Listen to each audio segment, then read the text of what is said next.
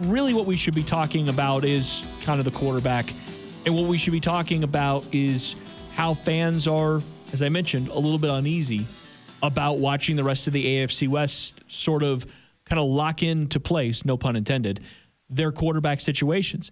And interestingly enough, the AFC West with Mahomes, Justin Herbert, and Derek Carr, they are all top 10 in a certain stat. Do you have any idea what stat Patrick Mahomes, Justin Herbert, and Derek Carr are all in? Are all the top 10? Top 10. It's a little bit, it's not fluky, but it's sack percentage, lowest sack percentage. That would be a good one. That would be a really good one. It's actually touchdown percentage.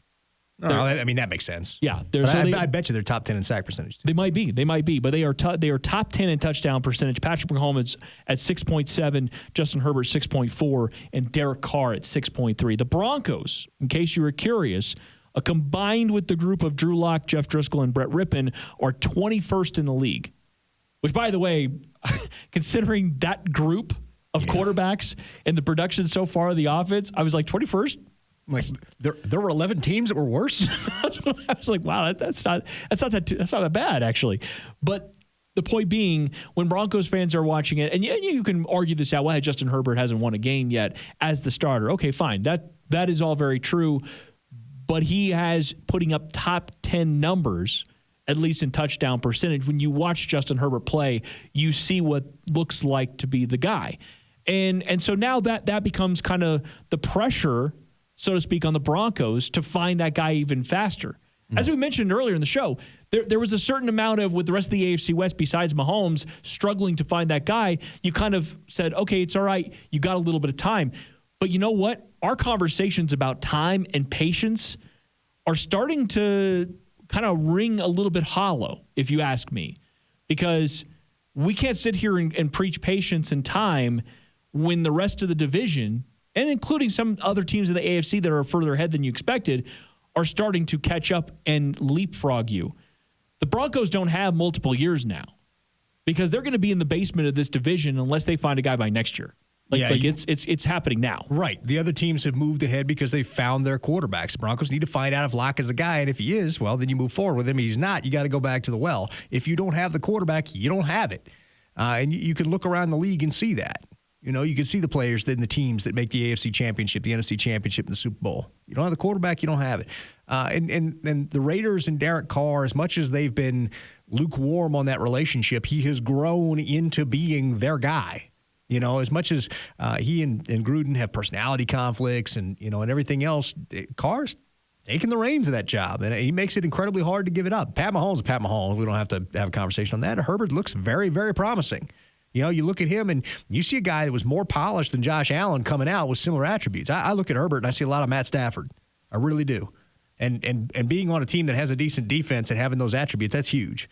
So, yeah, the Broncos are kind of in danger. If you don't find the guy, you're kind of in danger of being the team that's in the cellar or viewed as the team that's in the cellar. But let me ask you something. You didn't like the idea that Broncos fans should be uneasy about this, but what do you think about it from the other side? Does this put pressure on the Broncos because of what Herbert's doing, I don't think what so. Carr is doing? I don't think it puts pressure on them. You like fans, like we, and talking heads, we tend to look at it like that, but teams don't, and players don't. You look, you're dialed in. You're like, is this the guy? Is this our guy? You're not looking at they have their guys or they don't have their guys or whatever. You don't care. It's like, can our guy go in and win the game that we have coming up this week? And if our guy can't win that game on a consistent basis, then he can't take us to the playoffs, which means he can't take us to the Super Bowl, which means we need to find someone who can. I mean, it seems like it would put pressure. I mean, the fact is the Broncos, a lot of their moves that were made this offseason, both draft and free agency, were designed to chase the Chiefs. But now you're chasing other teams as well. Not yet in the standings because they haven't even played the full complement of games, but you're chasing as a result of those teams getting that position figured out. That's not how teams look at it. They're not chasing anybody. They're putting together the best team they can to be competitive. Dude, everybody's chasing the Chiefs design. I mean, you are in practicality, but in reality, when you look at how you're building a team, you're not building a team to chase another team. You're building a team to be competitive and hopefully win a division. You're trying to acquire the maximum amount of talent and then make that talent go out and put it in the right scheme and go out and win football games. I mean, the goal is to win the division. Right. The goal is to make the playoffs. Because if you make the playoffs, then you can win the Super Bowl. That's sure, the goal. But if you win the division, you are in the playoffs. Right. So the goal is to beat the team that you consider the best in your division, and that's the Chiefs. And it was going to be the Chiefs coming into the year. I mean, as long as they stayed healthy, it was going to be the Chiefs the entire time. But now it looks like there are other teams starting to get the ball rolling to being a little bit more competitive with that top team in the AFC West. So what the Broncos are trying to do is almost included in what the Chargers and the Raiders are trying to do. They just seem a little bit further ahead. I mean, sure, it looks like it because their quarterbacks have played. But that's not how people don't look at it like that. You don't put a target up there at the top and say, this is the team to beat. We're chasing them because but by default, you've already adopted a lower mentality. We're less than them. You can't have that mentality. You have to come in as we're equals, and that's how we're going to do things. You have to have that mentality. And it's something that a lot of times I think that fans struggle to connect with pro athletes. And then that's where the disconnect is when pro athletes jump onto Twitter and they try to explain things and it sounds ludicrous. Because the way they're trying to explain things, there's a disconnect there because they don't have that mentality. When we look at what was the tackle for Carolina in that Super Bowl, Mike Remmers, right? Yeah. We look at Mike Remmers and we're like, man, that guy's a subpar tackle.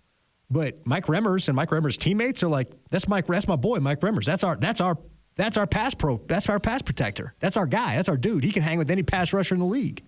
And so that's the disconnect between fans and talking heads sometimes and pro athletes. It's just a different mindset. And so that's what I say, like with pressure, you talk about pressure, and I'm like, I mean, from the outside looking in, we can say that, but that's not the way they look at it there. Like Drew Lock's going in there, he's like, look, I'm trying to lay a resume down to say this is my job, my team, and we're going to go win games.